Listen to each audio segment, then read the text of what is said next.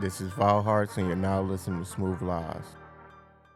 I mean, it was tough going through the trials and tribulations of, people not believing in me and people thinking like, hey, you should just go and do basketball, or you should go to the military, you should go to college. And, that was tough, but something inside of me was like screaming at me, telling me like, no, this is not what you want to do. Like, I know this isn't what you want to do. And I didn't know what that voice was, but it spoke to me. He said God. Yeah. People say G-O-D. Yeah, it spoke to me. And it was the voice that was louder than everybody else around me. It was the voice louder than the kids. It was the voice louder than the family members or the teachers, that was telling me, pretty much telling me, what is drawing going to get you? Yeah. Where is that going to get you? Yeah. You know what I'm saying? But I don't know. It was just that voice spoke way louder than everybody else's. And it was nothing that I could do about it. I was like, okay, I'm just going to follow that voice because my pops told me to be my own man. So that's what I'm going to do. So I ain't even listen to my pops. You know what I'm saying? He raised me to be my own man. But when it's time to listen, well, that's not what you told me, Pops. You know what I'm saying? He told me to go and do this, go and do whatever I want. And drawing and art was where I wanted to go. Yeah, that's dope that you figured that out at an early age too, especially when you were saying 14 to 18. That's a hard time to go against the grain. Absolutely. Like, it's hard to be an individual at that age, especially when you think about, like you said, you didn't have that many friends that some people may think you should have had because you were so focused in listening to that voice. After that 18 years old, though, was there any time going through your college phase where you had a struggle listening to that voice? Oh yeah, for sure. For sure. I've never been a big school person, like I was C average, stuff like that. You still passed, though. Yeah. Oh yeah. Yeah. Hey. Yeah, I still got that diploma. 70%. You know what I'm saying? Yeah. Yeah. And I went to a college preparatory high school. So I would say, because I went to the 8th grade, the K through 9 one as well. 8th grade to senior year, everything was college. Mm-hmm. Everything. So like piling on that pressure of them grooming us to become college students and become businessmen and things like that.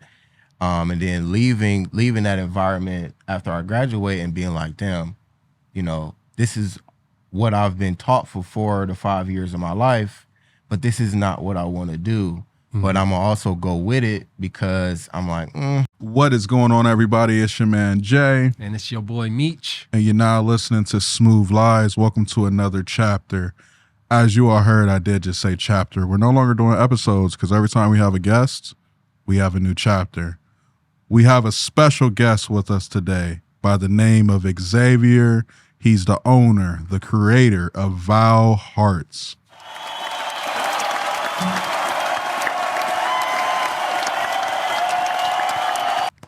Man. What's good, Xavier? How you doing, man? Man, I'm feeling great, man. I'm feeling great. It's beginning of the month, new beginning, feeling good. Got a lot of stuff going on. That's Beginning good. of the month, food stamp season. Y'all know they ready. Get them food stamps, people. First in line at the store. The show. So, this your first time on the show. We always started off with breaking things in nice, break them in smooth. We want to know about your mental health, man. How's your head? How's my mental health? I could say it could be better. It could be better, 100%. I'm not going to lie and say, I'm doing great. Everything's chipper, but I got a lot going on. Got a lot of new things coming into my life. The universe is just throwing challenges at me. So I'm just learning and also using what I've went through before to get through what I'm going now. Yeah. That's an honest answer too as well, because most people be like, I'm fine, but they really don't be good.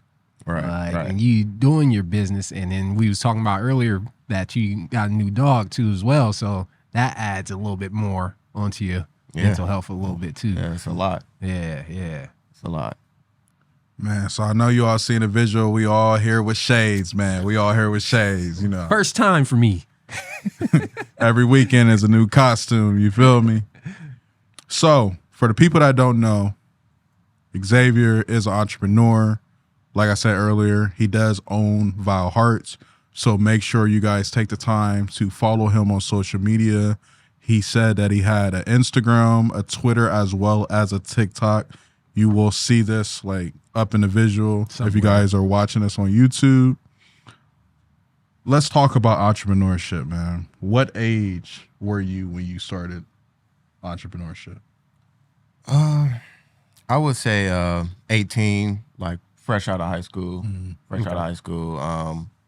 I did community college for a little while, you know, tried to figure out what I was going to do with my life. I always like kind of knew I wanted to be a fashion designer, but because I didn't have anybody who had done what I'd done before, like I didn't know anybody like that, I kind of just had to figure it out on my own. And by the time I was 18, I started like making custom pieces for people. Like I always knew I had a love for clothes, so people already knew that I knew, you know, how to sew and draw and cut and dye clothes. So that was my start at 18. And well, I'm 24 now and still going. So a good 6 years, and you was self-taught, is what you're saying. Oh yeah, 100%. Was 100% that self-taught. under your own doing? Because like you said, nobody was really doing what you were doing. Did you have somebody that you were looking up to as a mentor, even though they weren't mentoring you? Man, it's so many people because I draw so much inspiration from the people around me. I come from a family of artists. Okay. So I was the first one to do clothes, but I'm not the first painter. I'm not the first, you know, illustrator. I'm not the first, you know, I'm not the first artist in my family. So I drew a lot of inspiration from my big sister who went to CSA. She graduated from there. She can do pretty much anything. My mom is an artist. My father is an artist. My grandmother is an artist. So I drew more inspiration from them outside of, you know, just the artists that I saw on TV or in the magazines or movies. Like my direct influence was my family, for sure. Yeah, that makes sense. And it sounds like y'all are really close. So how was that growing up? Were you an artist when you was younger too as well? Or were you like, because a lot of people are overshined by their family. So you being one of the few that comes in the game later on, how was that transitioning process?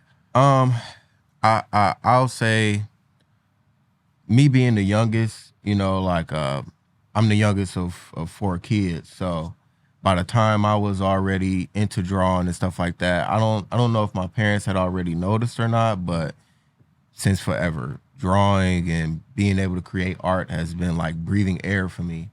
You know what I'm saying? It just always came natural. People always like, oh, you good at this, you good at this. And it didn't really dawn on me until I say I was about 14 that this is what, okay, I was born to do this. Like, Yeah. you know, this comes so natural to me. What else is there for me to do besides what I was, you know, what flows through my body naturally? You know what I'm saying? I don't try to go against the grain. I go with it. You know what I'm saying? So yeah, 14 was definitely the time where I felt like, okay, this is it for me, for sure. That's dope. That's dope. Now, the interesting thing, you spoke on the age of 14 and 18. Especially growing up, you're from Cleveland, right? Yes, sir. Cleveland, Ohio.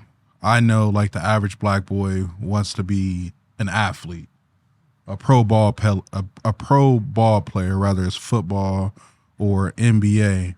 Could you talk to us about how you were able to separate your mental from, what's the word I want to use, from basically the stigma of what they think like every black boy in the hood wants to do versus like, okay, I want to be an entrepreneur. I want to be a fashion designer. Could you talk to us about like your upbringing? Because I know you said you come from the artist aspect, right? But growing up, going to school, recess time, seeing people playing football or gym class, we have basketball. Let's talk about how you were able to separate yourself from those kids. I would say I didn't really have a choice. I mean, like I said, that was really all I knew how to do was draw. So even though I was tall, taller than most of the kids in my class. You know, everybody asked me, "Oh, you gonna play basketball? You gonna play football? What you gonna do?" And I told them I like to draw, and I could see, you know, the look on their face. Was it like you're corny or something like that? Not corny, but okay. You Kind know, of like outcast. yeah, in a way? like in our community, nobody ever expects you to make it big or become a millionaire off of making clothes. Absolutely. You know what I'm saying? It's football, it's going to college, and it's rapping, and it's basketball. You know what I'm saying? So me, as a kid, you know, it was definitely a slightly alienating feeling. You know, just when it was gym time, I didn't want to go and play basketball. Like I wanted to go and draw. With a sketch pad. Yeah, I wanted to be in art class. You know, that was always my favorite subject. You know, I wanted to be in art class. I wanted to draw. I would draw during class, you know, get in trouble for drawing during class. Or, you know, kids would look at me and be like, "Oh, you know, you're not that popular because you like to draw anime or you like to draw figurines." But, you know, I got a little bit of that from my family as well, which was a little hard. But something inside of me, I think it may have been the way my father raised me, was just be your own man. Mm-hmm. You know, even though he kind of was like, you know, I kind of want you to, you know, go to school or do some sports. Like, you still should be your own man. And I took that part and I ran with it. That's key right there. It was tough going through the trials and tribulations of, you know, people not believing in me and people thinking like, hey, you should just go and do basketball, or you should go to the military, you should go to college. And, you know, that was tough, but something inside of me was like screaming at me, telling me like, no, this is not what you want to do.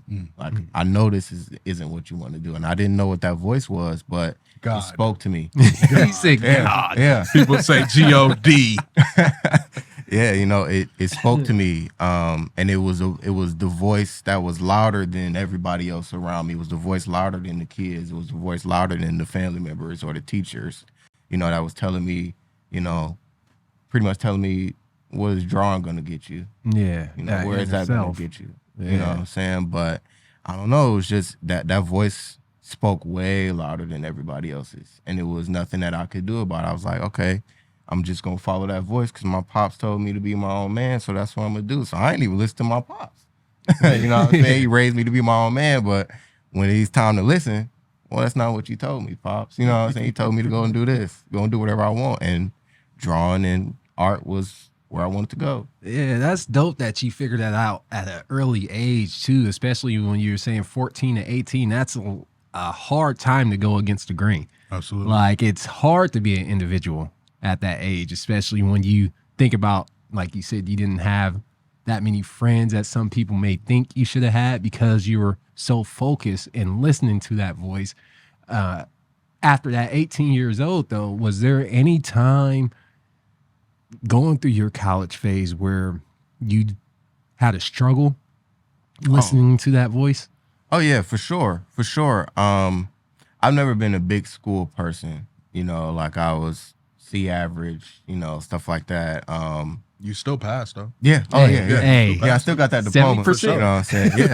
Yeah. Yeah. And I went to a college preparatory high school. So from, I would say, because I went to the 8th grade, the K through 9 one as well.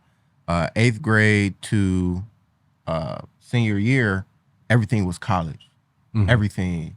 So, like, piling on that pressure of them grooming us to become college students and become businessmen and things like that. And then leaving that environment after I graduate and being like, damn, you know, this is what I've been taught for 4 to 5 years of my life, but this is not what I want to do. Mm-hmm. But I'm going to also go with it because I'm like, you know, maybe they are right. Or maybe my parents, you know, they're right. Or maybe, you know, I had that fight in my head, that doubt, you know what I'm saying? Hey, maybe I should just go with the grain. But again, that voice. Yeah, like the comfort of safety, essentially. Yeah, it was safe because, you know, being an entrepreneur is one of the most unsafe things you can do. You know what I'm saying? It takes a million times to fail before you win sometimes. Yeah. You know, it takes a lot of failure and not a lot of people are prepared for that. But You know, with my dad just telling me to be on man and follow your heart and follow your dreams, and that voice in the back of my head, while I was in those college classes, I'm just sitting there thinking the whole time, like, this isn't where I should be. Yeah. Like, yeah, I'm learning things, but not what I should be doing. Like right now, while I'm in this 4-hour class, I could be going on YouTube, learning how to, you know, sew something or learn how to cut this, or I could be building my website right now. And that's just what ran through my head every time I went inside that class. And it got to the point to where I didn't even finish my first semester. I had a math class and I was just sitting there like, wow, I don't think I should ever do this again. And after that class, I went home, told my parents, I'm like, yeah, I'm not going back. Yeah. And it was, how that conversation goes. Took some courage. You know what I'm saying? And my parents old school. So like hearing that was like, what? Yeah. Excuse me? You gonna make what? You gonna you gonna make clothes? Because their push was probably like you have to go to college. Yeah, it was either college, successful, or the military. Yeah, that's how my dad was. Yeah. I understand that, man. Because it's funny, because it's like the average like black home, like I can picture you going home telling mom and dad like, yo, this ain't it for me. I'm about to go become an artist or a designer. Then mom want to talk shit, be like, I can make you some clothes. You know what I mean? Like damn, no, not your clothes, not your button ups, But, question for you. Where do you get your happiness at?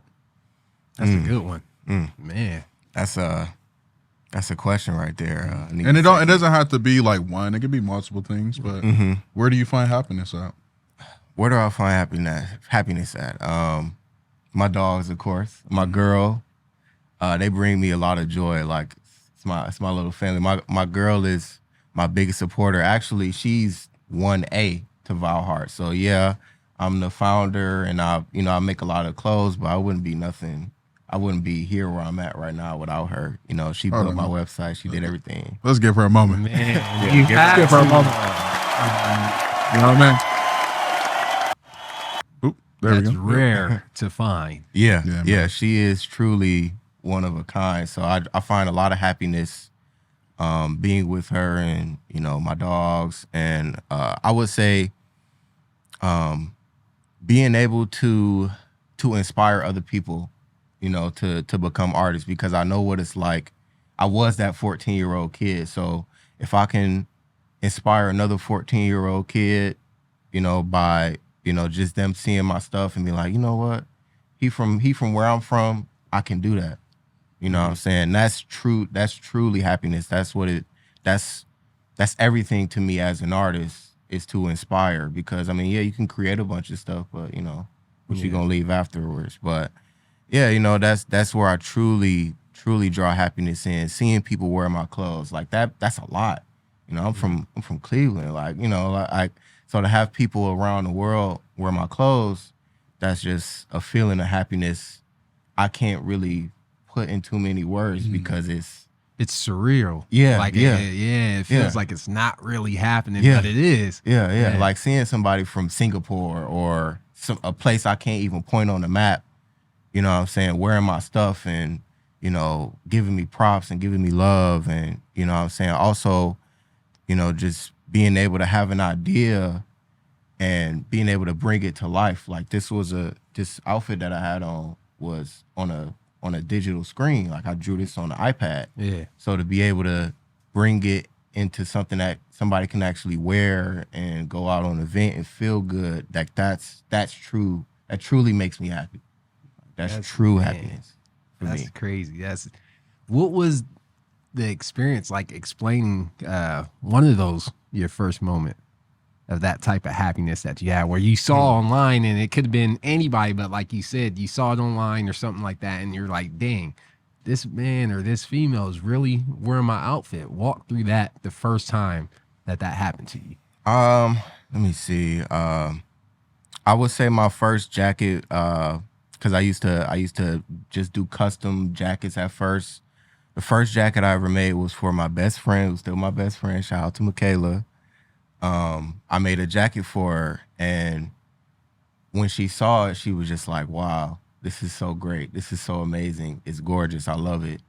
You know, and seeing somebody that I love so much also show love to my art, it was just a feeling like, okay, like this, I can do this. Like I can make another one. You know what I'm saying? If you could do it once, you could do it twice. So I made another one. And then, you know, I got love from that. It did start out with my close friends. So, you know, I started making it for my close friends, and they showing love, and they wearing them to parties, posting it on their Instagram, other people asking me about it. So once I start seeing that build up, I'm like, okay, yeah. You got something. Yeah. And at that point, like, it was a feeling of happiness that I just wanted to chase. It was kind of like a little addicting. So I'm like, I'm working 24/7 to get that jacket or those pair of pants made, and to see that person wear it, it was like a what they call it, your endorphins. Yeah, it activated my endorphins, and I was like, oh yeah, I got to keep doing this, and you know, that's where I'm at now. Yeah, that's amazing, man. That's amazing. And then for all those out there, what I keep hearing, especially with all our guests that we bring on, even us sitting here, you have to believe in yourself. Absolutely. And 100%. I think 100%. that I can't emphasize that enough, because like you saying, there's a ton of obstacles that we all know as entrepreneurs that you have to go against. Oh yeah. And deep down, you have to have that drive where even if people are telling you no or you don't see it, you have to have that faith and envision it.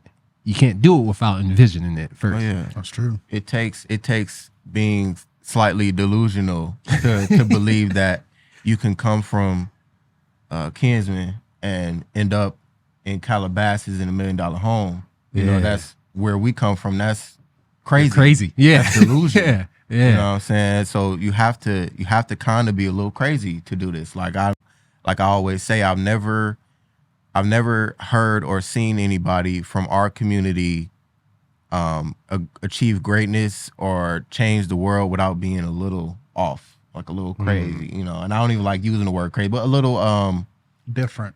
yeah, eccentric, you know, a little eccentric, a little different, a little, you know, just head in the clouds. Like, keep your head in the clouds, man. Keep your head in the clouds. Yeah. Because that's where you're going to find your dreams at. So, yeah, you got to be delusional.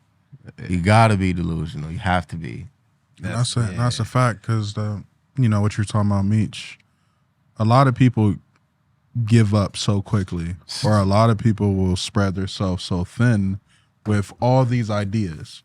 But when you are an entrepreneur, when you're saying, hey, I don't want to do the 9 to 5 for the rest of my life, because I don't like telling people, like, quit your job, you know, because whatever pays the bills, you know, stick to that until you're able to weave out, you know. So when you are an entrepreneur, you have to stay the course of that one thing.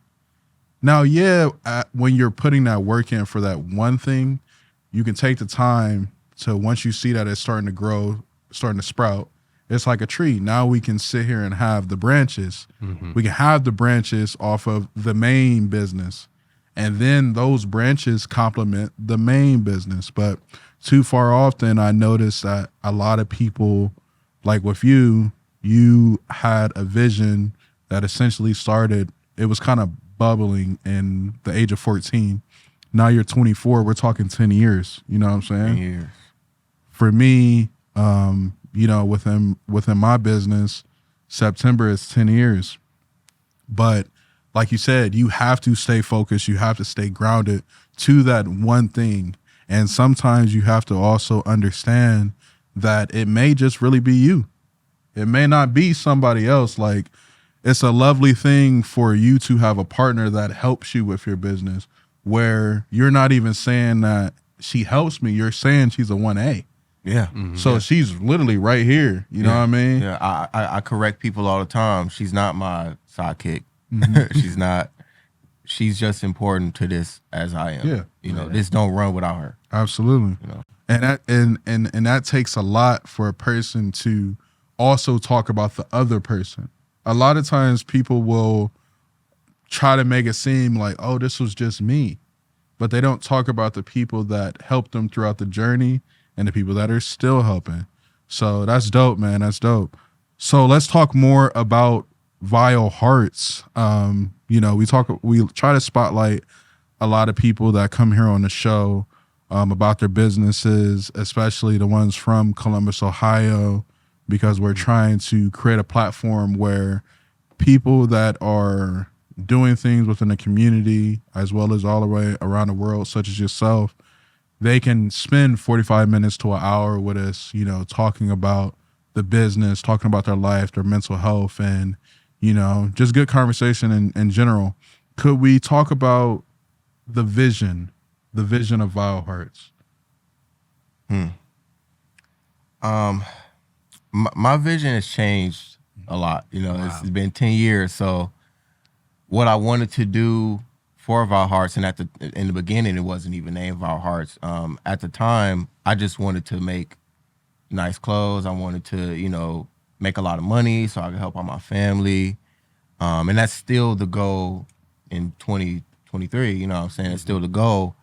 But right now, my vision has changed a lot over the years. I would say right now, my vision for VileHearts, I'm really big on inclusivity. So like, you know, studying the fashion world and things like that, it can be very elitist. Yeah. It can be very anti, you know, marginalized groups and stuff like that. So I wanted to make my brand, because I was inspired by people who are part of marginalized groups, to also create a space for them and create a brand for them that helps and represents them. You know what I'm saying? So I'm hiring people, in particular, Black people of all groups and all denominations. That's dope. You know, I'm hiring those people. I'm using them as models. You know what I'm saying? I'm putting them on my artwork.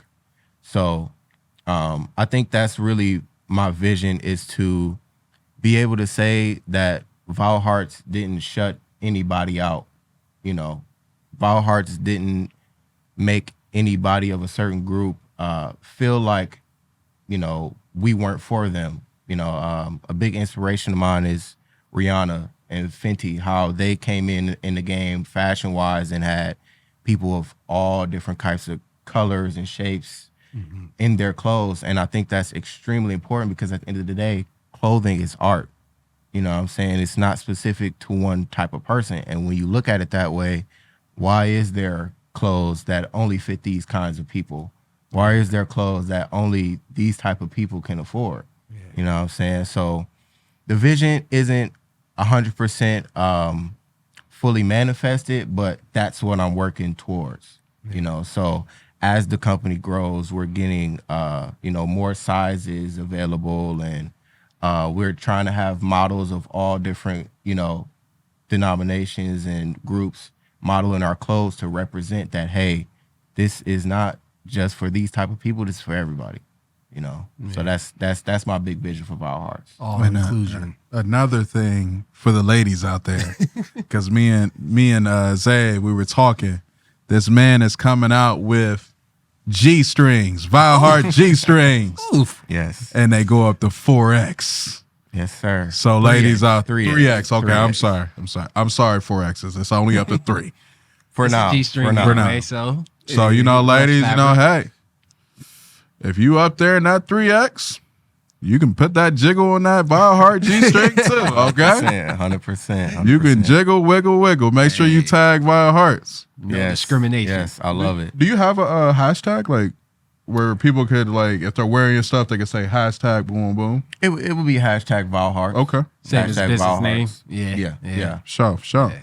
Don't forget to do that. If you're Don't going to forget. post, you got to shout out if you're going to post. Don't Yeah, forget, we're gonna y'all. post. You got Yeah. shout out. We'll repost y'all. We always show love to the people who show love to us. 100%. Now,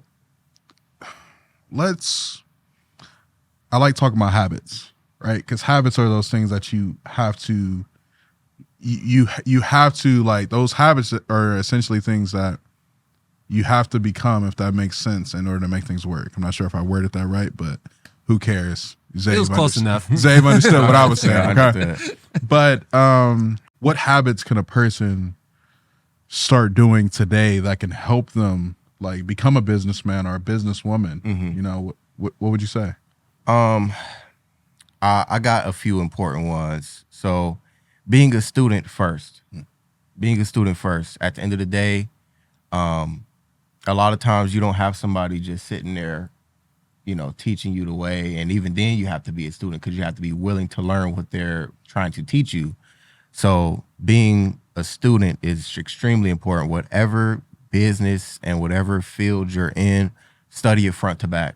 Study the past, study the present, study what may be going on in the future. A year from now, there's plenty of articles that'll tell you what the trend may be or what's the next hot thing. Study that, That's extremely important. I know this one is a little bit easier said than done, but you really have to kind of remove your concept of fear.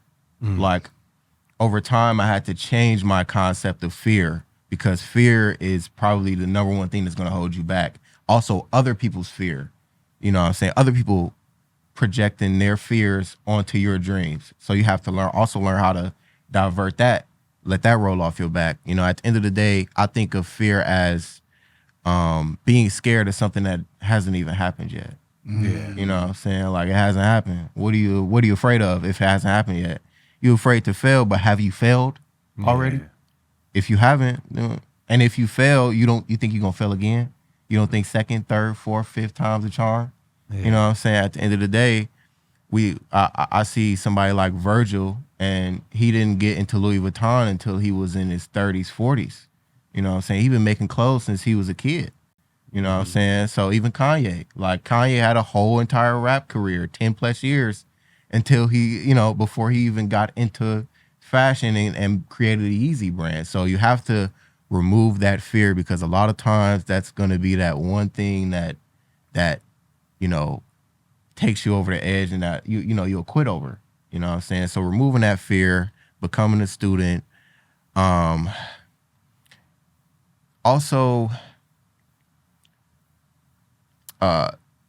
resting as well. Resting. I didn't really know how to word that, but rest is extremely important. I know we come from a culture where you have to hustle so much, and the hustle is important. It's extremely important, but that rest is very important. Being able to unwind, being able to have times alone to yourself, being able to just be yourself, because when you're a business owner, you get in a certain mode, and that ain't always needed. You know what I'm saying? You can't always be a businessman when you're sitting there at the dinner table. You know what I'm saying? You're hanging with your family. Like, it's okay to turn that off. You know what I'm saying? The rest is just as important as the work. Please get into the habit of resting. That's something I'm actually working on. Me too. Yeah, I struggle with it. I struggle with it as well. You know what I'm saying? Because, you can do all this work, but once you burnt out, you're not going to be able to do nothing afterwards. Yeah. You know what I'm saying? Especially if you're doing it by yourself. Luckily, I have somebody, to pick up where I slacked off sometimes, or I'll pick up where she slacks off. But rest is important. Becoming a student, being open to learning, you know what I'm saying? Being open to learning. And yeah, those are good habits to have as somebody who's trying to start a business. Mm-hmm. That makes sense, especially that resting, your body will catch up to you. Oh yeah. You won't realize it now, but 5 years later, yeah, it's gonna if take you a toll. don't stop, your body will. Yeah. Your body will stop you for you. Yeah. You know what I'm saying? So yeah, rest is extremely important. Yeah. So with that being said, going into scaling your business and you starting off with your friends, what changes did you have to make once you saw that this was like, hey, this is something, we're getting big here. Mm-hmm. Now I have to implement not just this as being I wouldn't say a hobby, but a side gig, to implementing this as being the main gig. Right. So I would say as things started to get bigger, I really focused on customer service. It's extremely important, making sure the people that actually support your brand know that they're being appreciated for supporting your brand. You know what I'm saying? Nobody is obligated to support your brand. Nobody's obligated to buy this or repost that, whether they're your family or not. You know what I'm saying? Nobody's obligated to do that. So you also have to show that love, and you also have to put good in when good is coming towards you. You know what I'm saying? You have to keep that flow. Time management, extremely important. extremely poor, and I struggle with that still to this day. But, you know, when you have 25, 30 orders, don't try to do all 25, 30 right then and there. You know what I'm saying? Do 5 at a time. You know what I'm saying? Pace yourself. Because now you don't have 1 or 2 orders. You got 50 now, you know? And yeah, it was easy to manage at 1 or 2, but it's a whole nother ball game now. You know what I'm saying? What else? Yeah, I would say those are the 2 important ones for me: customer service, time management, and again, bring it back to that rest. You know, because if the business is growing, you also have to grow, and with growing comes rest, because growing pains. You also, you know what I'm saying? You're getting too tall, you got to sit down somewhere, or, you know, it's growing pains. So yeah, you know, even the greats rest, the greats rest. You know, so yeah, those are important to have when your business is growing, for sure. That's a huge behind the scenes. Take that in account for sure. For sure. 100%. Yeah. Hey, you hit the right one. Yeah, got a couple of facts, man. When somebody say some real trill shit, you got to sit here and hit an effect on it. But what was I going to ask you, man? You've been hitting this interview on the head, boy. Yeah. First time on a podcast ever. Yeah, my first podcast ever. Yeah, Thank man, you for you've having been me. knocking out Thank for you, sure. Thank you. So let's talk about advertisement, because before the show we were talking about advertising. We were talking about things that work for you. What are some advertisements that you have found work best for you? Rather that is social media, rather that is, you know, word of mouth, or organic side of things, or paid advertisement. What has worked for you? What's worked for me is word of mouth. 110%.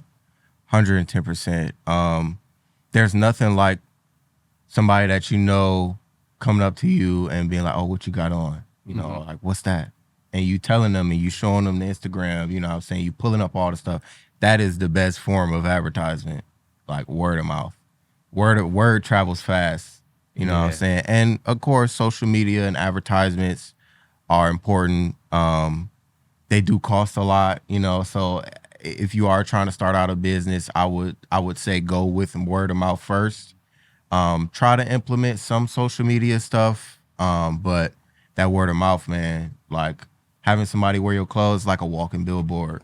You know what I'm saying? Yeah. It's like a walking billboard, you know, like, you know, Instagram ads and Facebook ads, like those are important, but people see it 10,000 ads a day.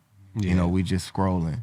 And, you know, if you putting all your time and effort into just that, you'll be wondering why, you know, your photo shoot that you spent thousands and thousands and thousands of dollars on only got a few likes.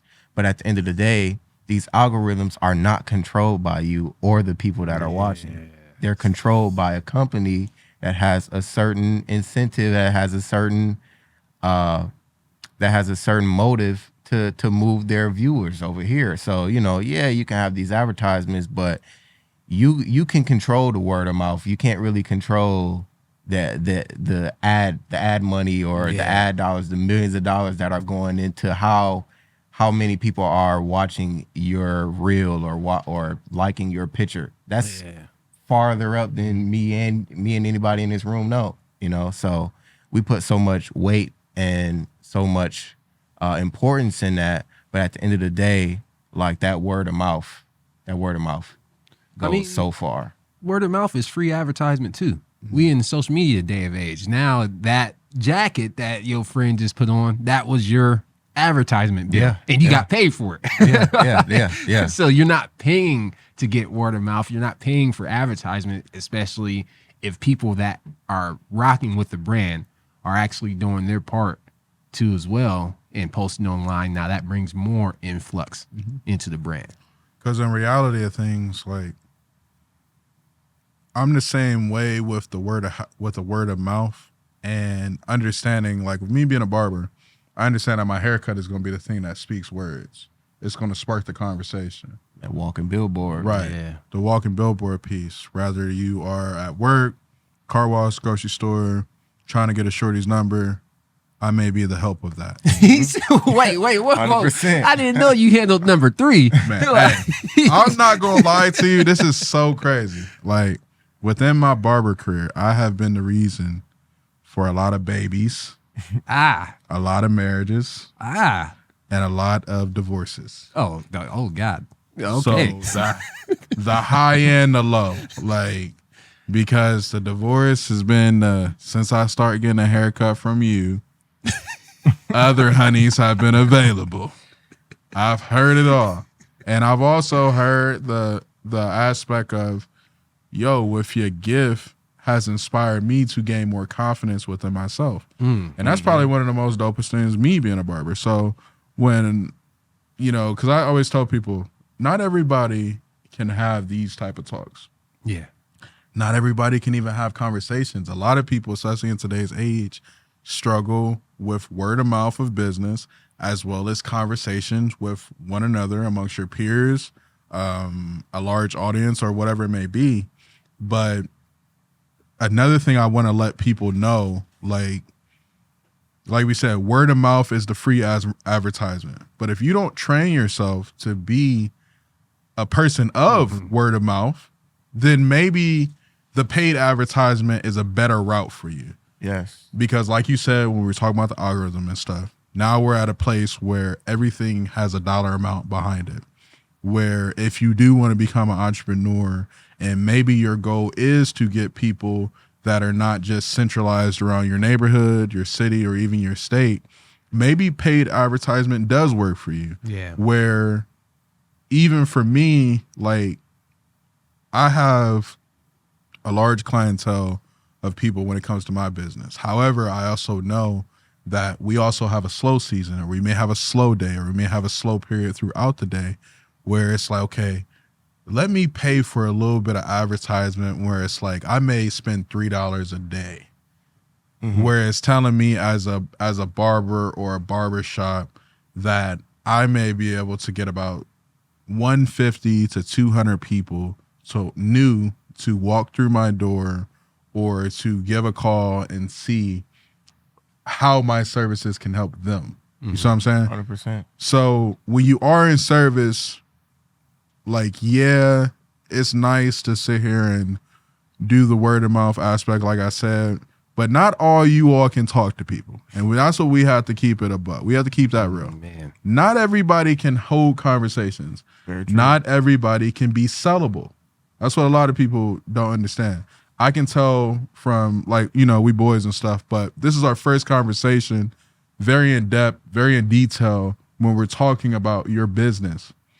And based off of your responses, I could sit here and say that you really put the time in to make your business what it is. Thank you. As well as your girl. I was, 100%. Yeah. You know, you 1A, don't forget that. 1A, we not forget about 1A. But Don't forget. but yeah, like we really can sit here and we can see how proud this person is of what he was once as a thought to what he created and what he is now. Yeah. So I can sit here and say that. So, and that's why I try to tell people, like, when you have a business, you have to be mindful of understanding these things. Are you willing to really risk it all? Are you willing to risk it all? Because what a lot of people don't understand is that everything that becomes a positive outcome or a negative outcome is solely up to you. Like what you did today. Like we don't know where this interview / podcast episode is going to take us. Chapter. I'm sorry. Like I said, chapter. Chapter VileHearts. But yeah, so we don't know where it's going to take you. Yeah. However, you could utilize this interview like we was talking about when I cut your hair this week. Okay, we can sit here and find moments within the podcast or the interview where this could help your audience. Right. This could help your viewers. This could help your supporters and stuff.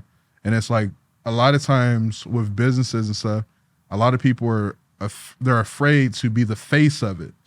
They'll sit here and take pictures of something else, food plates, clothing, haircuts, or whatever, but you never see their face. You never see the work that they put into to create the brand and stuff. It's always the finished product. But a lot of people, sometimes within business, they want to know the person behind the brand. They wanna know your story. Like, why are you here? Right. What got you here? And this is why this is important. And why are you bugging me? Why? For real. Why are you bugging me? Like, what have you done to convince me to give you my money? Yeah. You know, like, what does this product mean? Why did you make it? You know, how did you come up with this idea? And, you know, I will say, back to your point of not knowing how to talk to people, you have to speak with confidence. That is probably something that I tell any person that will ask me for advice. When you're talking about your product or your art, whatever you're selling, you have to speak like it's one of the best things you've ever seen in your life. Yeah. You have to. Cracking the 80s. You have to. Yeah. Like, a lot of people won't buy something from you because you didn't convince them to buy it. Like, why should I give you my money? Or why should I put this time in or buy this class or go and get this haircut from you? Like, I mean, yeah, it's nice, but you know what I'm saying? Like, if you didn't speak on it with confidence, how am I supposed to be confident enough to give you my money? How can I trust you? Yeah, how can I trust you? And that's it. Me speaking with confidence has gotten me so many things. Like, just removing that fear, that doubt, and just speaking like, okay, this is the most fire thing you ever seen in your life, and I'm going to tell you that whether you believe it or not. You know what I'm saying? And yeah, if you're not a talker, go YouTube. Yeah. I mean, it's 1,000 different ways to promote your stuff, but I would say for me to build an organic audience, word of mouth, and actually being around the people seeing your face, people knowing who you are, people knowing your story. That's why this is important. Like I said, you know, that's what gets people to buy your stuff for the rest of their life. You know what I'm saying? Like, I have customers, shout out to them, that buy something from me every single time I drop some clothes, no matter how much it costs, no matter what time of the month it is, whatever. They buy it because they know me, they know my story, and they've seen me from painting and drawing and sewing clothes in my mom house in my bedroom to having my own supply chain, my own supply lines, to where I don't have to sew a single thing anymore. I got a factory to do it for me. You know what I'm saying? And people, when they see that story, it makes them want to buy because they believe in you now. Oh, he's actually serious. Like, I want to support his dream. So yes, get out there, talk to people, be confident, be respectful. You know what I'm saying? It's extremely important. Extremely important. That goes back full circle too, as well, with both of y'all touching on that. You have to be able to articulate yourself. Absolutely. And then also with you showing passion into your business, it's going to naturally give off, like, you're excited about it.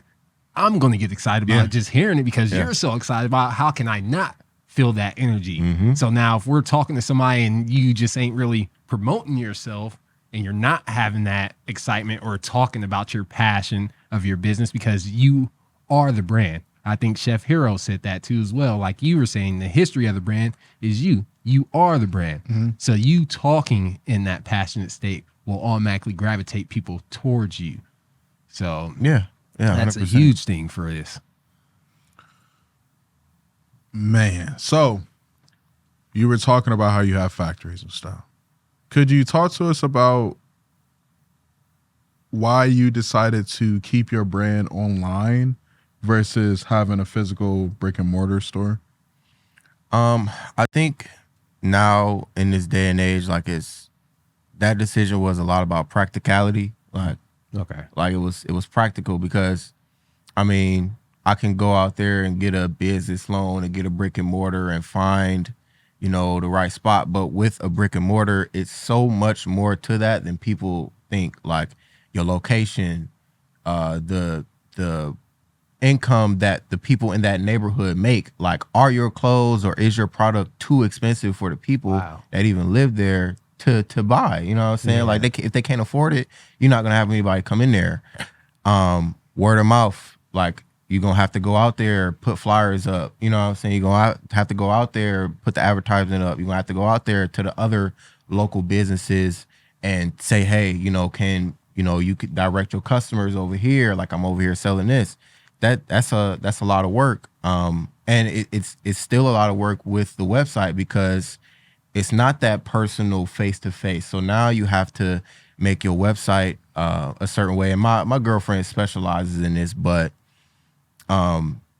it's down to the color of the buttons. Like, can somebody with like a vision impairment see the button?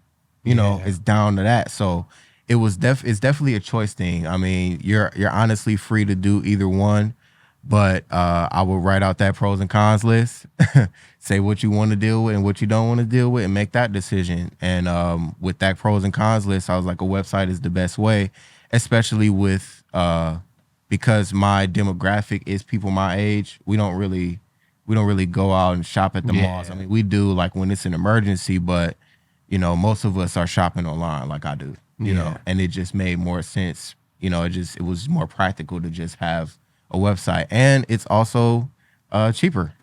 Yeah. You're not paying property taxes. So Right. Yeah. Before we move on, man, what's some advice you can give to the next generation coming up, that young guy or girl that wants to be a fashion designer, that wants to have their brand out there, someone speaking highly of them? What's some game? Oh, well, like I said, when you're talking to people, speak with confidence. You have to speak with confidence. Like, I mean, at the end of the day, yeah, you're an artist or you're whatever, but you're a salesman. You have to sell. Like I said, removing that idea of fear or anxiety. And like I said, it's easier said than done, and it takes years to hone into that kind of skill. But you have to be able to overcome that, or at least ignore it while you're doing your business. Yeah. You know what I'm saying? Start off small. Just because you see everybody else with the thousands and thousands of bags worth of orders, they did exactly what I'm doing to get there. Yeah. You know what I'm saying? You can't skip steps. Like, you can't cut corners. Practice. Yeah. And if you do cut corners, we will be able to tell. You can tell the people who actually was out there every day putting in the work, and the people who, just kind of cut corners and, the material wasn't right or the product wasn't done right because you cutting costs and cutting corners. Don't cut any corners. Take your time. Like I said, I may be in this game and get to my goal 30 years from now, but I've accepted that. Mm-hmm. I've accepted that. Like, this is my life now. It's your journey. And this is going to be my life. And if it changes, it changes. But I can say at the end of the day, I did what I wanted to do. You know what I'm saying? What else? Don't pay attention to anybody. It sounds a little conceited, but a lot of times people who have zero idea of what it's like to run a business are going to probably be the first ones to give you an opinion.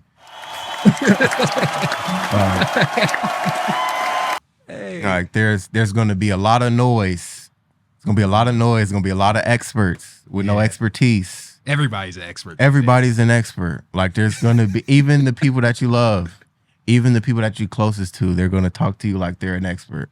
But trust me, if they haven't been through it, I mean, yeah, take it, but I mean, you have to follow your own heart. Not not every formula is going to work for your business. Like, that's another important piece of advice. Find your formula, find your audience, your niche audience. At that, you need to sit down and you need to look at your product and you need to say, who am I selling this to? You know what I'm saying? Who is going to buy this, or who am I trying to sell this to, down to the type of pants that they like, down to their height, their race, where they live, if they have one or two dogs, down to that specificity. That's the right way to say it. I mean, if it ain't a word, it is now. Like, it's cold. Like, specifics or specific. I know what you're saying. It's a word. I know it is, but I always struggle with saying it. But that's the way that I like to use that word, and I'm gonna keep using it until I learn how to say it right. Specificity.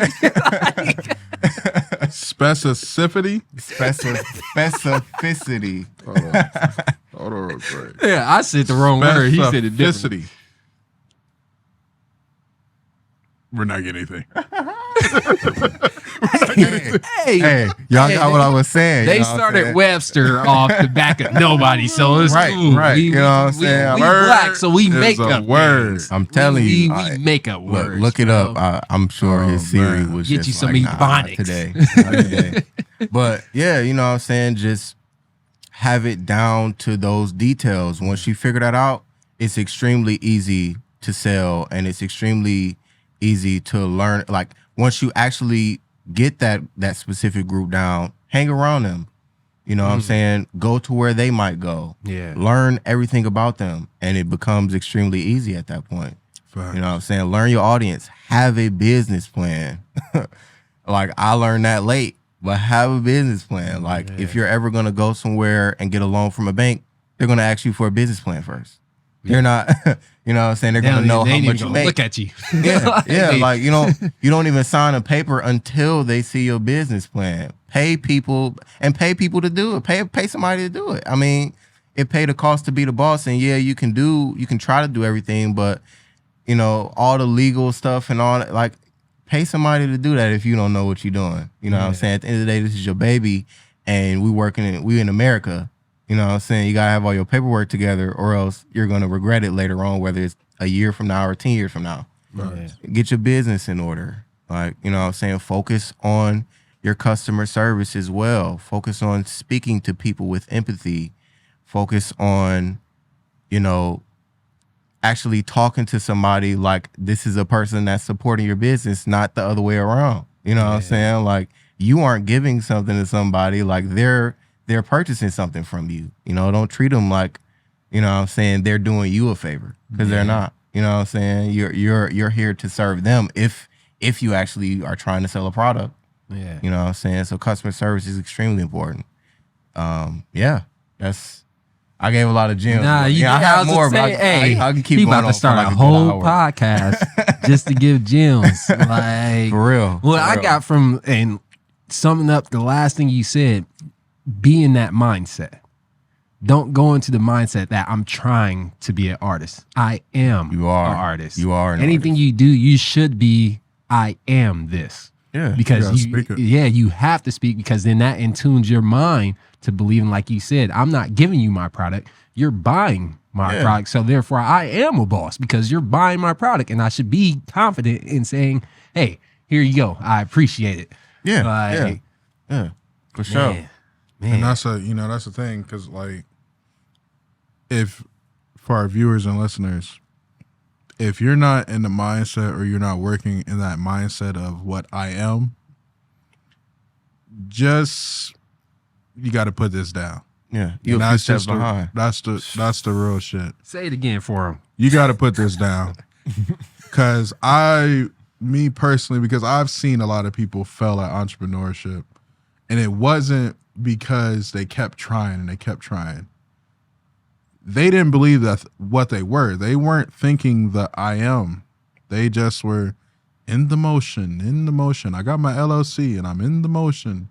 Hey, just come get this for me. Like, there's no type of work. So if you're not of the I am mindset, or you're not working of the I am mindset, you got to try to do something else. And it's okay if you are willing to do the 9 to 5, or try to step into a career that presents a salary opportunity. But the entrepreneurship aspect, like, it just may not be you. And sometimes we have to understand, put ourselves in position of things that are us, and not things that we see other people in. All right, so we gotta, I had to just make that clear, because sometimes, like, everybody wants to be an entrepreneur, but don't want to put the work in. It's not for everybody. And it's not for everybody. You know, this is like a video game. Rated M for mature, okay? Not everybody can go into Target and Walmart and buy a rated M game. You got to have your license. Hopefully it's not a fake one. But let's move on to this, man. We have this game where we ask you questions. Man. We also can, give our answers as well. We want your thoughts. Yes. My first question is, Oh, you didn't even announce the name of the game. Say the name. You got I didn't put it in the notes. So. Unorthodox questions. Unorthodox questions. So this is the moment when we go to unorthodox questions. Hey. First question for you. And I know you got a woman, so let's put you in the moment before you got the woman, right? Okay. I'm glad you said that. She's listening, by the way. Yeah. She's gonna be listening. Yeah. I ain't trying to get him in trouble. I ain't trying to get him in trouble. But if you're meeting her today, like today's time, what are 5 words you would use to get her? Oof. Dang. I got my answer, but I ain't. I was just talking to the homie about this, because I like to be like what I call Phil Jackson when it comes to, making sure my friends get the girl. You running a triangle for your homies? You running a triangle? I give advice here, correspondence here and there. I'm like the guy up there in the, when the NFL game going on. You got the earpiece in. Talking to the coach, you know what I'm saying? Your words are extremely important because women do pay attention to what you say. So like if you are asking a girl, I would like to go on a date with you, say I would love to. I would love to. I would love to go on a date with you. That just shows that you really, you know what I'm saying? I would love to go on a date with you. Now I would like. Boys say like, you know what I'm saying? Too many words. What you mean? We said 5 words. Oh, okay. So 5 words. Let me see, because that's a It hard makes question. it tougher, yeah. Damn. I'm trying to think. Love instead of like. That's one. 5 words. I was more so saying like a sentence. Like So get this her. he's sentence. saying basically Sentence to get her. if you was coming into, let's just say we at the mall or something, and you see a chick, what would you say in 5 words to approach her to get her attention to want to talk to you? I'm gonna go. I'm very basic with it because everything else is my game. I walk up to her, you know what I'm saying? How you doing? I might not compliment her appearance. Hey, but yeah, that's what I'm trying to think, because like that's a little limited. You want my response? Yeah, go. Yeah, for you. Yeah. Okay, so I created this question, but I had time to think about it. I was doing my 1, 2, So in today's time, if I'm trying to get a girl, got to put my glasses down. If I'm talking to you, right, like your uncle, on the porch looking at them young tenderonis. Am I donating money today? Hey. Am I donating money today? I was thinking like, damn, what's your Cash App? No, that's not enough. Because I'm What's your like, Cash App? in today's game, and I know this ain't all the shorties out here, so I don't want people to think that we generalize and shit. But they say that we got to pay for their time. 100%. Yeah. And I'm not like, for me personally, I understand that concept, but it's not like I'm breaking money off for you. I just understand that in order for me to have your time, that my wallet has to utilize itself. So I get that. 100%. And, I hate when people try to act like this is a new thing. It's never This been has new. been around longer than all 3 of us. Yeah. You know what I'm saying? Like, men with money pay to get the girl. Yeah. I mean, it ain't nothing different. It's just the word is a little different. It's Cash App instead of some cash. Because back in the day,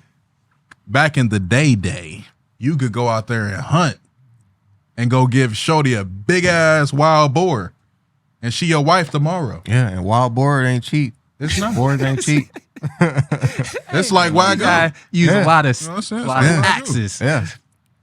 Man. What you got, man? See, I ain't a word person. Like I can talk, but Just I'm lick- the old school just dude. lick your lips I and like shit? I like the whole mental aspect. So like if we there, I do the old school. I might bumping you. Get you the catching. Like He the like show? no, not even bump. If we talking and we walking might get cussed and she out. walking past, I might. Oh, my bad. I ain't really see you there. Now we got that connection. Oh, hell You know what I mean? Now we circle around the block again. I see you looking at me now. This is not That Twilight, opens up the door.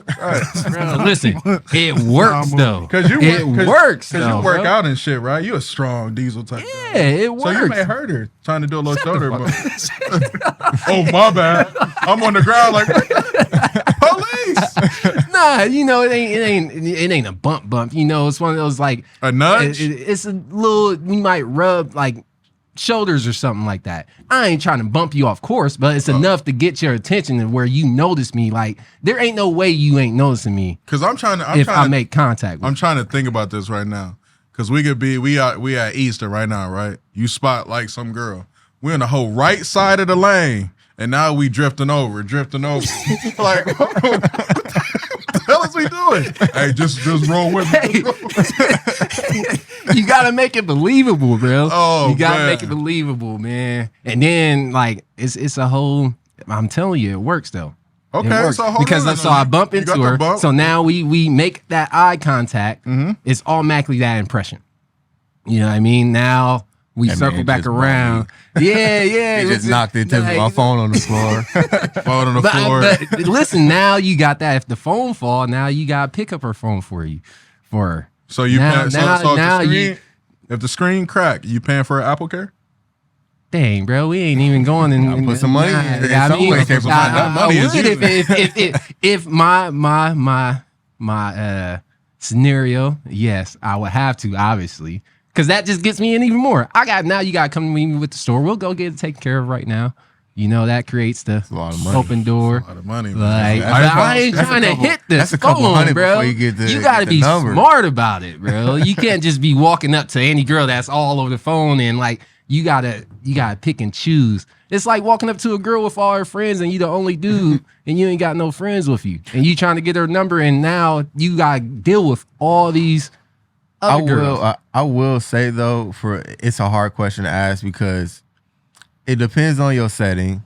Yeah, it's a lot. And it depends on the woman. Like I'm not gonna say the same thing to every woman. Yeah. I might say something similar, but like it all depends. Like if I see a girl with a sense of style, my first compliment might be her sense of style. I try not to compliment on the way somebody looks at first because that leads with I'm just seeing, you know what I'm saying, what you look like. But Seeing that ass. you know what I'm saying? I mean, and even if I do see it, you know, I ain't gonna say nothing about it until we get comfortable to where I can speak on it like that. But I mean, it's different for every. Yeah. It's different. Plus, for you got every a secret girl. weapon now, bro. You got a kid, bro. Them kids is secret. My son will dance in the middle of the room, get all the girls' attention. And oh yeah, that's my kid. Like I ain't even gotta say shit no more now. Everybody grabbing. Oh, how old is he? Oh snap! How long? Yeah, I've been his dad for like since he was born. Man, moving on, man. Who's on your list of top 5 rappers? So you want my favorite rappers or who I consider the best? Because there's two different lists for me. Let's go with favorite. Let's go. My Make it favorite more rappers. personable. No particular order, and it does change depending on how I'm feeling. Because I don't know, you know, it's too many rappers for just 5. 3 Stacks for one. Good one. I'm gonna say Chief Keef. Let me see. I gotta fit a lot of people in there. Hove. Ye. That last one. DMX. You picked some like out of What's the going box on with my dogs? rappers. All those rappers didn't really fit in no Yeah, my form pops category. My pops is old school, so I wasn't listening to Gucci for real unless my Yeah. sister played. I was listening to Scarface, Tupac, Andre. That's what I was raised on. Okay. My pops born in '70, yeah. so you know he saw rap become what it is. So that's what I grew up on. So that ended up being all my favorite rappers. Yeah, that's dope. I got a question for you. If you was on an island, what one item would you bring to keep you occupied? I asked this to a lot of people.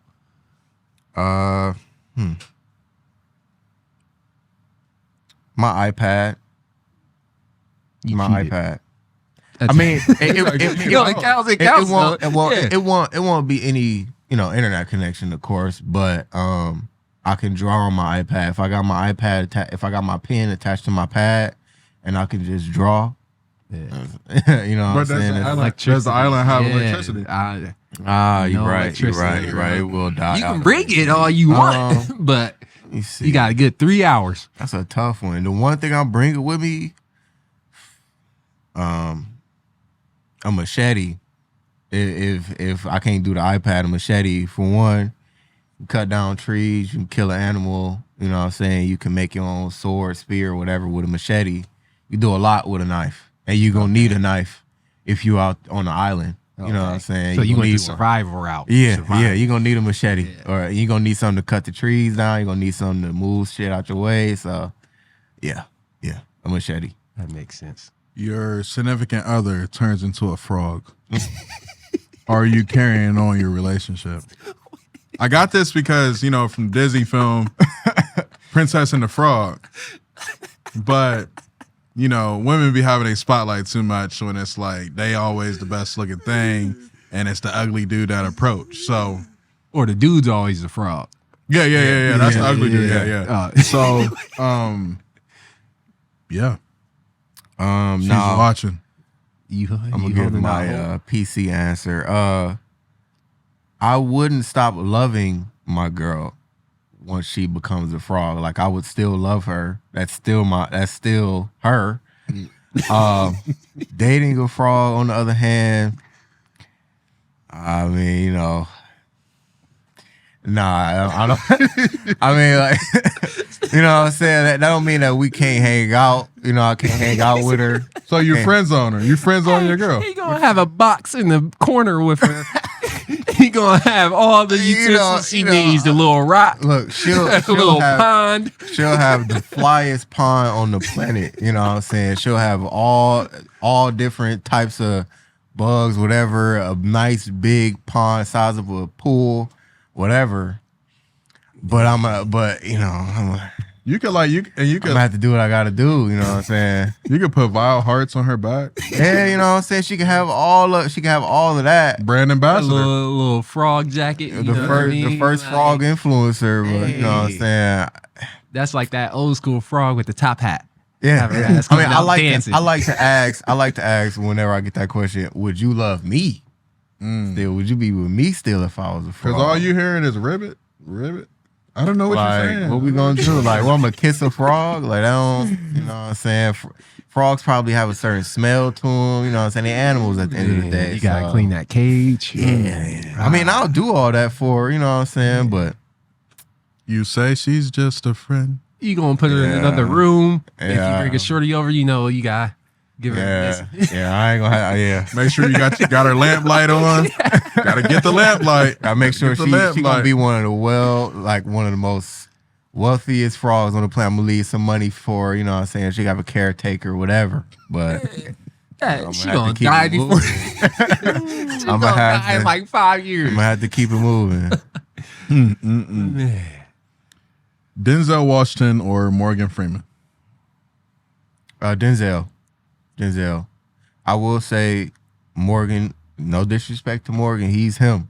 Mm-hmm. You know what I'm saying? Like, so many movies wouldn't exist without Morgan, but I think I wouldn't call Morgan Freeman one-sided acting wise, but for Denzel to do John Q, Glory, Philadelphia, Training Day, that's like 5 different people right there. You know what I'm saying? And like, we still know Denzel as who he is as a person outside of acting. And that's that diversity right there. That's what's going to put you as one of the GOATs. You know what I'm saying? That is true, because Morgan Freeman been an old man for a while. He started out late though. He did start out late. He was, I saw him, he was a 70s DJ with his little hat on. Like, I mean, shit, I can't say I've seen him age for real. Yeah. I don't, you know. He been the same age since we've been alive. Yeah. Right. I was just thinking about that the other day too. I'm like, damn, how old is he? Hey, he a vampire. For real. If it was anybody in the world that I thought was a vampire, it'd be Morgan Freeman. Yeah. I mean, we thought that about, what's that lady name? Betty White? Yeah. Oh, yeah. That's true. Yeah. We thought that about her. But hey, Look, knock on wood, man. Morgan, he gonna be here for as long as he want to be here. For real. Yeah. You watch martial arts? Martial arts? I watch UFC here and there. I was a big Bruce Lee fan when I was younger. Okay. So, Bruce Lee or Jet Li? Oh, Bruce, 100%. Why? The world of martial arts, and this is what they all say, wouldn't be what it is today in America without Bruce Lee. Like he was the first one. You know what I'm saying? Like he and also like the difficulties that he had being the first one as well. Like him, you know, having a wife that wasn't the same race as him. Like I watched the documentary on that. You know, he went through a lot with that. You know, also just people not taking him serious because he was so small. Yeah. You know what I'm saying? You know, martial arts movies still being popular at that time, but he brung it to a whole nother level. You know, what he trailblazed, like what he taught outside of martial arts about, you know, being a solid human being and being like we always quote, you know, being like water. You know, I take that, you know, with me all the time as just being somebody who was just more than a martial artist, like more than just a movie star. Like he was more than that, you know. You have a who's on your Mount Rushmore of NBA? Okay. It's a good question. LeBron is gonna be on there no matter what. Now if I'm not gonna say Jordan, y'all, and that's only because I'm 24. I wasn't there to see it.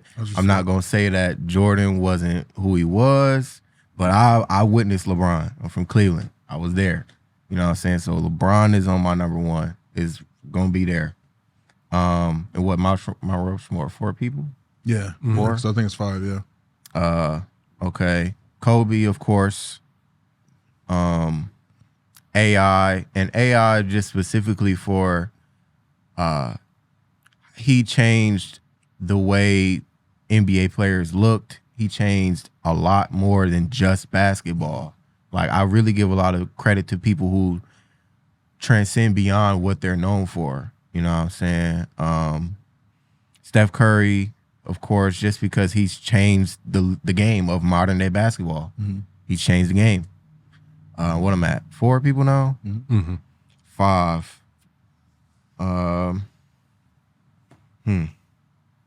That's a hard one. I could put MJ on there. I mean, even though I wasn't there, his impact is still impacting. So it's his legacy, us legacy. today. Yeah. You know what I'm saying? It's still impacting us today. But that's my Mount Rushmore, just for not only amazing players, but amazing athletes, amazing people, just you know what I'm saying? Just made waves in the game. That makes sense. Definitely makes sense for sure. So, we should have said this. We should have said this earlier, but I want you to grab some of your stuff, as you all see from the visual, guys. Yeah. VileHearts, Xavier has brought some of his product here on the podcast, and like I said, I do apologize for not showcasing this earlier, but here's a time I'll show this earlier when I edit all this stuff. But I want you to grab your stuff, man. Okay, you know, you got the heavenly touch over there. Ooh, I ain't even see the back. Yeah. It's sweet. Man. All right. So this right here is Steph, you got that? You got it? Is it a good visual for him? Okay. So this right here, I would say is hands down my greatest piece so far. It's 100% embroidered. I drew everything on this jacket. Every single thing on this jacket. As you can see, the inspiration for this jacket was I have a lot of friends who are exotic dancers, you know, and stuff like that. And I think that it's a very taboo thing to talk about and a taboo thing to celebrate. Like we look down on people who do that, who live the nightlife. And my big inspiration, I get inspiration from them. So I wanted to create a piece where it was like, if I owned a strip club, what would my merch look like? And that's what I came up with. So I also wanted to celebrate them in a way that just wasn't, how we usually celebrate them in the club. Yeah, I wanted to make people realize that that's art what they're doing. That's not easy. Like that takes practice, that takes work, that takes dedication.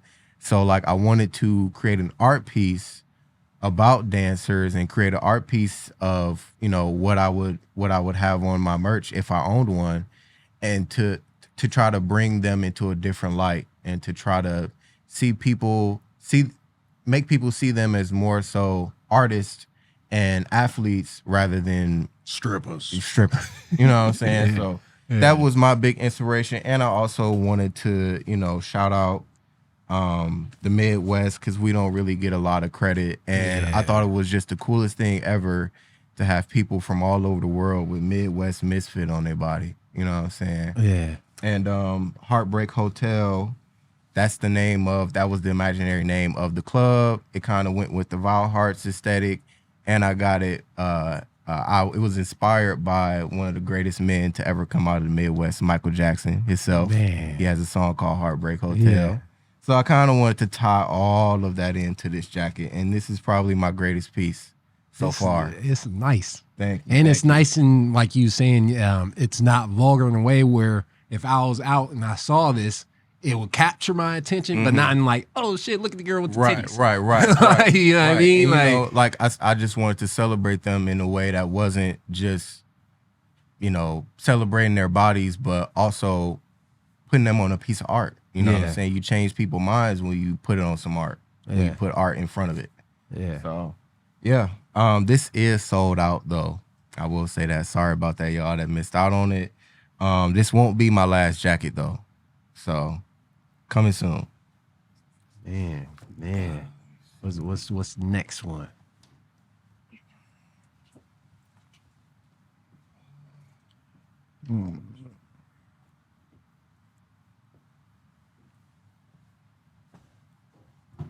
You ain't gotta put that on. Yeah.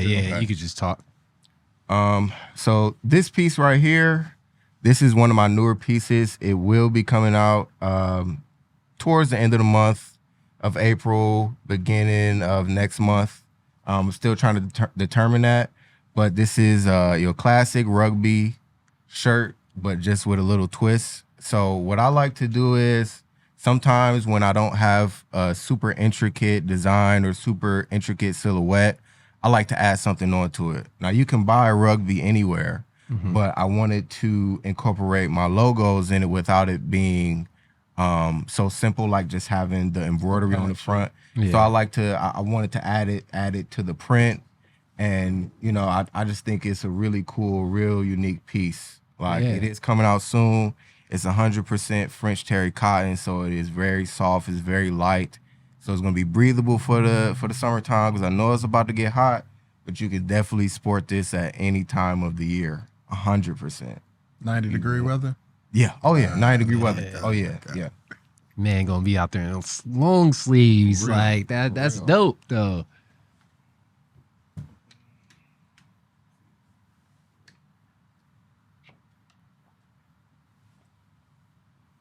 And we're gonna get some B-roll of this so they can see like a real detailed video of your product. And this product right here, this piece right here, this is a piece I've been holding on to for the past couple of years now, just because with the pandemic and everything, like at the time I created it during that time, but when the pandemic hit, everything shut down and I kind of, left it on the back burner. But this piece right here is, again, same thing with the rugby. It's simple. It's a simple piece, but I wanted to add a lot of detail and quality to it to make up for that simple silhouette. It has the VileHearts on the side that is full 100% embroidery, so you don't have to worry about it fading. You won't have to worry about it cracking. Yeah. I enjoy longevity with my clothing. Yeah. So it's on both sides. and the velvet on there is on the thicker side. They do fit a little bit baggy, so you know it's free moving. They're not cropped at the bottom because I kind of like that classic 2000s look to my clothes. Yeah. And this is a really important piece to me because I love the fact that I'm able to now drop stuff that I wasn't able to drop at one point in time. It's a very redeeming feeling to be able to have these available. These will also be dropping April 14th, as well with my hats. We are coming out with new colors, so be prepared, you guys. I'm gonna be dropping a lot of stuff this year. Things you'll be seeing VileHearts somewhere for sure. One thing I would like to add too as well, what I've noticed is the quality. Like this is especially coming from the independent brand and entrepreneurship. The quality of your work is definitely top notch. Thank you. Thank you. Yeah. I really pride myself on quality because at the end of the day, like longevity is very important to me when it comes to an artist. When it comes to being an artist, you know, your art has to last long and your legacy has to last long. You know, I want people to be able to still wear my pieces if I'm gone one day, you know, or if I never make this piece, they're able to hold this piece for years. And, you know, say if it's worth $10,000, you know, 10 years from now, it's still in good condition. You know, quality is extremely important. So, like I said, whenever I have something simple, you're going to get a lot of quality with it. And even with my intricate designs as well, you're going to get a lot of quality. I really pride myself on that. That's dope. Yeah. Man, so we about to close the show down. We appreciate you, Zave, for coming out. Definitely. Breaking bread with us, having a dope conversation with us. Could you tell them where they could find you at again? You can find us on Instagram at VileHearts. That's VileHeatrs. No underscores, no spaces. You can also find us on Twitter at VileHearts, same thing, and TikTok, same thing. You can also find our website that you can subscribe on right now to get all the updates once we actually drop in a few weeks at www.vilehearts.com. Y'all heard it. Y'all heard it from the man. Make sure y'all go out there and support him. If you guys enjoyed the show, enjoyed the chapter of VileHearts, take the time to subscribe. Take the time to smash the like button. Yes. Follow us on Apple Podcasts as well as Spotify. And then I think that's it. I think we're good. We out. We're good, man. I appreciate you. I appreciate you coming through, bro.